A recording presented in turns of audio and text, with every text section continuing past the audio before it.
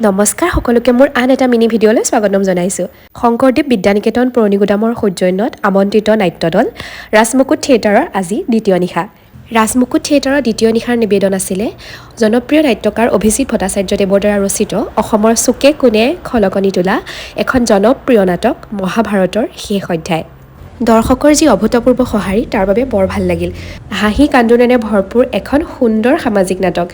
কিবা এটাতো পিছে খাই থাকিবই লাগিব দিয়কচোন। এইখানে দেখিছেনে দুইজনীয়ে মুখত দুখন মিঠা পান ভৰাই লৈছোঁ।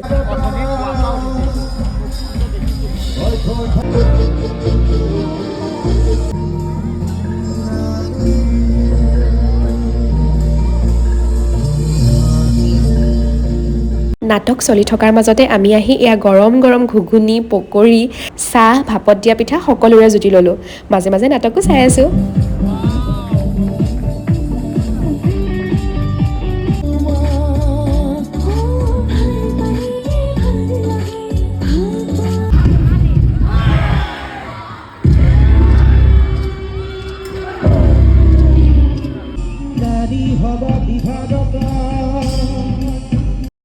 দ্বিতীয় দিনাৰ নাট্য নিশা এনেকৈ সুন্দৰকৈ পাৰ হ'ল।